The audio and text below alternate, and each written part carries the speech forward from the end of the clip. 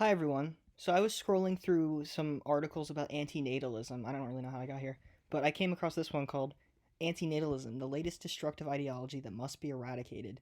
Um, so it's written by a woman named Laura Hollis, who's like a Christian. So I'm imagining, I kind of previewed this. Um, I'm imagining it's just like a Christian who sees, you know, not procreating as a threat to the Christian world we have to build. Too open minded. So this was written after the fertility clinic bombing by an antinatalist last year. I don't know. I don't know. You can read about that on your own. I want to use this article because she makes some arguments against antinatalism and why it's stupid, and I want to debunk them because they're stupid arguments in my opinion. Let's see. Okay, that seems like someone's own personal thing. Okay, let's see. Second, the antinatalist views about suffering are intellectually stunted, immature, and myopic. While it is a natural and generally healthy desire to want to reduce human suffering, letting that impulse morph into a campaign to eliminate all suffering is impossible and ridiculous for reasons that should be obvious but apparently aren't. No, I don't. They're not obvious to me, so please elaborate. Um,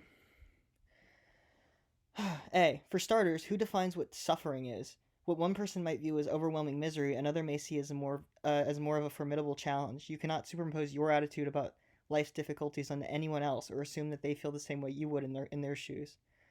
Yeah, but that's the thing. Like a lot of people who have children, they're like, well, their arguments like, well, I like being alive and I like life, so I want to give that to someone else. And it's like, well, you don't know they're gonna feel the same way about existing in the world you exist in. Like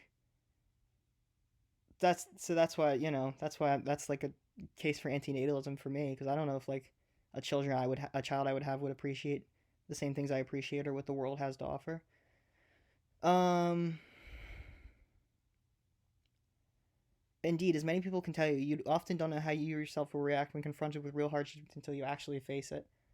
Okay, I face real hardship in my life, I think, and I know how I react. I don't know what they want me to get from that. Like, I'll learn to enjoy overcoming for the sake of overcoming. Thrilling.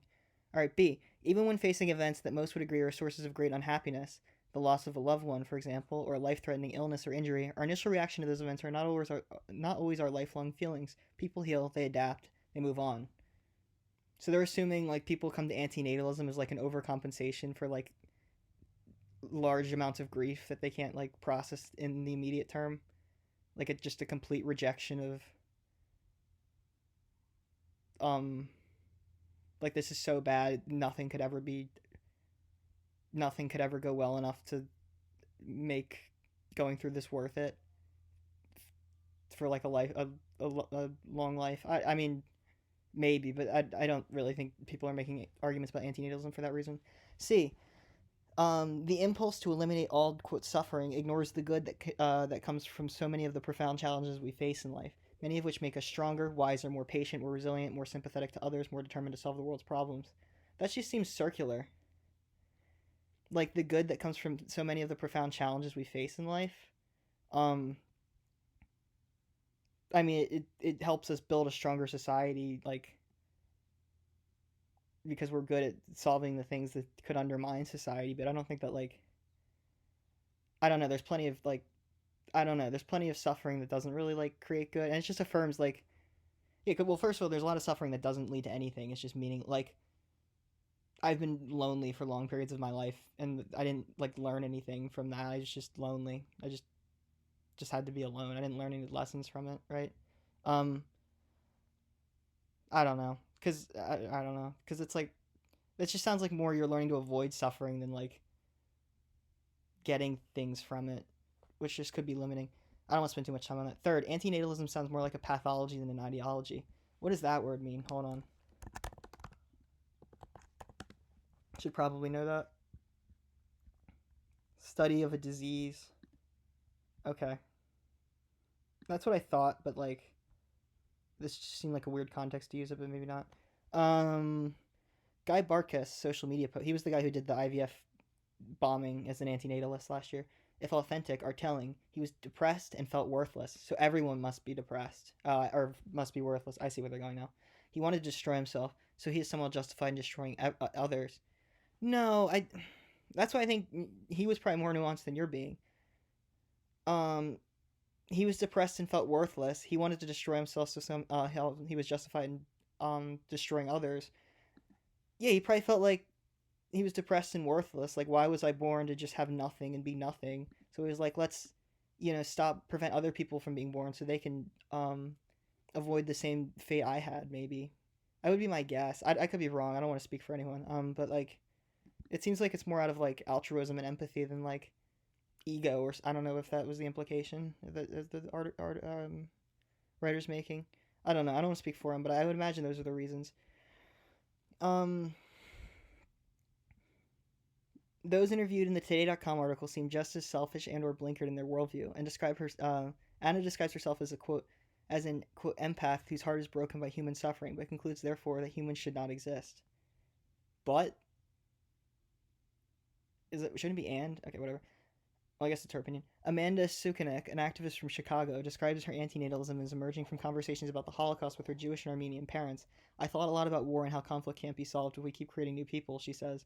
I don't know about that. This is an ahistorical nonsense. Yeah, maybe. The author might be right about this one. Human life on Earth is drastically better than it was 1,000 years ago, or even just 100 years ago. There's less war, less suffering, less hunger, less misery. Modern humans have achieved that and more, and few of those living centuries ago could have foreseen it. That's true. But that just wouldn't be the reason I'm an antinatalist, because of like geopolitics, like international relations at least.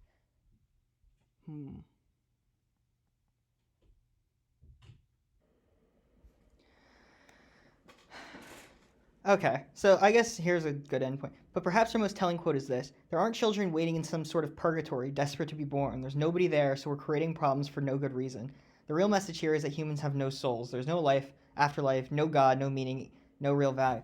Okay, so that's and then they're going to argue that that's where it falls apart. But that's just because I'm debating a Christian. They have different first principles, so like whatever. But I think this is a good point, good area to interject and have talk about insert the discussion about can you like consenting to being born, because I think that's the real thing. Like, and I mean that's kind of been the whole theme of this. This is where I think we discuss the idea that like you can consent to being born, because a lot of people pretend like, well, you can't consent to being born, so therefore you're not allowed to have an opinion on it. It just has to happen. You can only consent to things once you're born. And I don't really think that's true. I think that kind of defeats the logic, because in my opinion, like if you can't consent, then like it's absent of being consented to definitionally. So like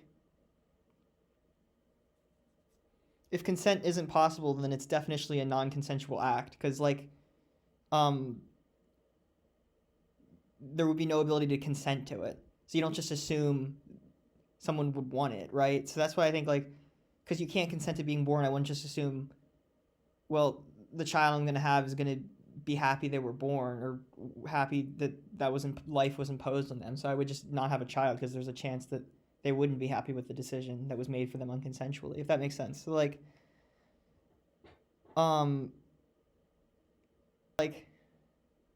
so yeah, I don't know. Just some more Christian nonsense about, because that's the other thing when like you talk about like antinatalism in like a sociological sense, like all its enemies like Christianity are like pro-natalist inherently and like want to enforce hierarchies of like patriarchy or whatever, and like the idea of consent is a threat to that, because that's the argument I also often hear is like you're only like some things in life just aren't meant to be consensual and some things are, and it's like, well, who gets to be arbiter of that? That's that's a little scary. Like someone knows what's you're allowed to consent to and what you're not allowed to consent to. That's self-serving. So yeah,